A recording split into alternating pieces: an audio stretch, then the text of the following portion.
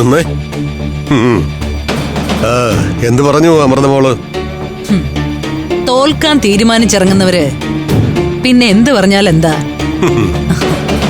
യുദ്ധം പ്രഖ്യാപിച്ചിരിക്കുന്നത് കലാപതിയോടാണെന്ന് അവളോടൊന്ന് പറഞ്ഞു മനസ്സിലാക്ക്. എത്ര തോറ്റാലും പിന്നെയും നിങ്ങൾക്കുള്ള ഈ ആത്മവിശ്വാസമുണ്ടല്ലോ, അത് സമ്മതിക്കണം. പിന്നെ കഴിഞ്ഞ കുറെ ദിവസങ്ങളായി നിങ്ങളാണ് തോറ്റുകൊണ്ടിരിക്കുന്നതെന്ന് കൂടി ഓർക്കണം. ചില യുദ്ധങ്ങൾ അങ്ങനെയാ, തോറ്റു തുടങ്ങിയാൽ പിന്നെ നശിച്ചേ അവസാനിക്കൂ. കാണാം. മകനെ കൊണ്ട് അവളെ കല്യാണം കഴിപ്പിക്ക എന്നുള്ളൊരു മോഹം അനന്തകൃഷ്ണനും കൊണ്ട് നടക്കുന്നുണ്ടല്ലോ. അതൊരു വ്യാമോഹം മാത്രമാണെന്ന് വൈകാതെ നിങ്ങൾക്ക് മനസ്സിലാവും.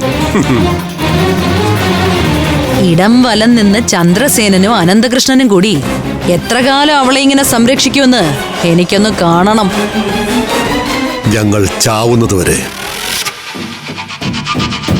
ഇക്കളി നിങ്ങൾ തോറ്റു. അടങ്ങി ഒതുങ്ങി കഴിഞ്ഞാൽ ആയുസ്സെങ്കിലും നീട്ടിക്കിട്ടും. ശരി, കാണാം. കാണാം.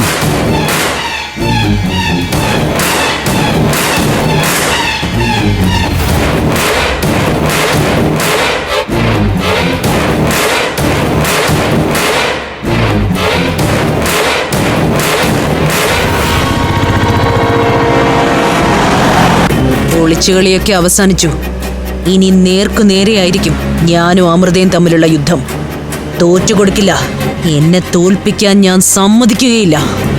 ജയിക്കാൻ വേണ്ടി ഏതറ്റം വരെയും പോകും. വേണ്ടി വന്ന 5 എണ്ണത്തിനെയും കൊല്ലാനും മടിക്കില്ല ഞാൻ. മാഡം,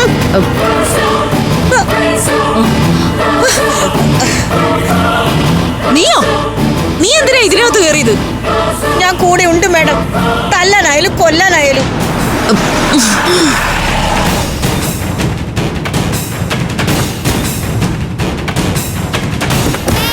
നീ ഇങ്ങോട്ട് ഇറങ്ങിക്കേ. എന്താ മാഡം? ഞാനിനി മാഡത്തിന്റെ കൂടെ തന്നെ ഉണ്ട്. നീ ഇറങ്ങ്. അയ്യോ, ആ ബാഗും എടുത്തോ. അതെന്തിനാ മാഡം? എടുക്കാൻ പറഞ്ഞാ എടുക്കണം. എടുക്ക.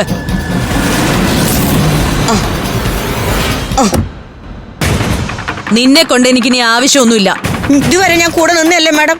സുലോചനയും സിസിലിയൊക്കെ ആയിട്ട് മാഡത്തിന് വേണ്ടി ഒരുപാട് വേഷം കെട്ടിയല്ലേ ഞാൻ. ഇനി ഏത് പേരിൽ ആരാവണമെന്ന് പറഞ്ഞാ മതി, ഞാൻ റെഡി. നീ ഇനി ഒന്നിനും തയ്യാറാവണ്ട. ചെയ്തു തന്ന ഉപകാരങ്ങൾക്ക് കൂലിയായിട്ട് കാശ് വല്ലതും വേണമെങ്കിൽ തരാം.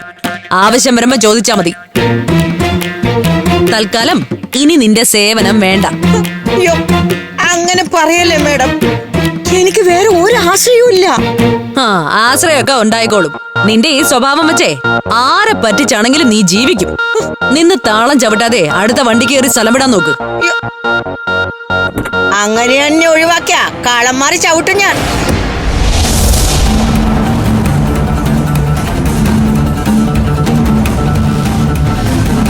മനസ്സിലായില്ല? മനസ്സിലാക്കി തരും ഞാൻ. സകല കള്ളക്കളികളും പഞ്ചരത്നത്തിൽ പോയി പറഞ്ഞു കൊടുക്കും ഞാൻ. അത്രേ ഉള്ളോ? അല്ല, കേസ് കൊടുത്ത് പോലീസിനെ കൊണ്ട് പിടിപ്പിക്കും. എന്നിട്ട് കോടതി കേറ്റിക്കും ഞാൻ. എന്നിട്ടോ? അഴിയെണ്ണിക്കും. അപ്പൊ എന്തായാലും നീ എന്നെ അഴിയെണ്ണിക്കും. എന്നാ പിന്നെ ഇതിന്റെ പേരിനും കൂടി ആയിക്കോട്ടെ.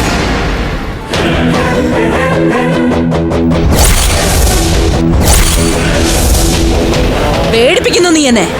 കാടിളകി വന്നാ പേടിക്കില്ല കലാവതി. പിന്നെയോ നിന്നെ പോലൊരു കട്ടുറുമ്പ്.